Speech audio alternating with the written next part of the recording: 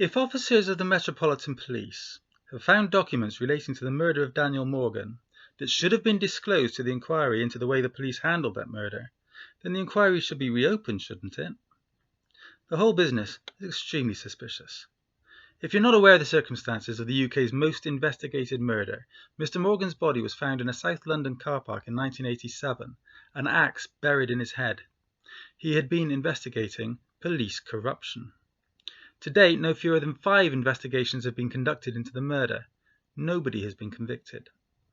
In 2013, then Home Secretary Theresa May, I wonder what happened to her, launched an independent inquiry to examine police involvement in Daniel Morgan's murder, the role played by police corruption in protecting those responsible for the murder from being brought to justice, and the failure to confront that corruption.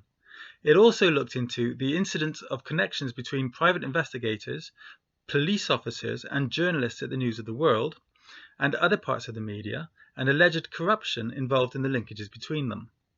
When the inquiry panel tried to publish its report in May 2021, then Home Secretary Priti Patel tried to interfere, saying she needed to see it and may need to censor any part of it that she could claim might affect national security or human rights obligations. She had no right to do so. The panel objected in the strongest possible terms, and Patel had to back down. The report was published in full on June 15 that year.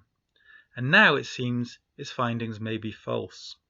In January this year, 60 documents comprising 166 pages of material were found in a filing cabinet at New Scotland Yard that the Met is asking us to believe has been locked for many years.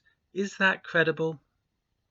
An assessment into the significance of the documents and any potential impact they may have was started in February and, it seems, concluded this week. It found that 95 pages of material, that's 37 documents, have been initially identified that would have been disclosed under a protocol agreed with the panel, and a further 71 pages, that's 23 documents, that would have been provided to a subsequent investigation by His Majesty's Inspectorate of Constabulary and Fire and Rescue Services. The Met's press release is very specific about the meaning of the discovery. It says, "Our assessment is that there are no evidential documents that relate to criminal investigations into the murder." Well, what about documents that relate to police corruption in protecting those responsible for the murder? What about any relating to police connections with private investigators and journalists, and corruption between them? What about documents relating to other wrongdoing that has not been suggested previously? The Met's press release says it will make any material that should have been disclosed to the panel available to the family of Daniel Morgan and to Baroness Nuala O'Loan, who chaired the independent inquiry. But shouldn't it make all the new material available so the family and the Baroness can make up their own minds?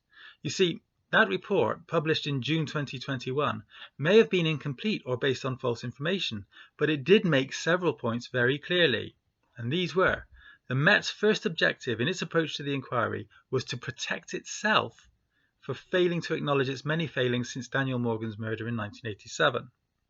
Its handling of the investigation into Morgan's death was institutionally corrupt and placed concerns about its reputation above its duty to investigate the murder properly. The Met deliberately misled the public and Morgan's grieving family.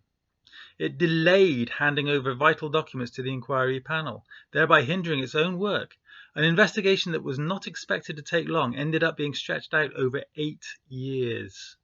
Then Assistant Commissioner Cressida Dick, along with her successors after she was promoted, was responsible for refusing to provide access to this information and never provided a reasonable explanation.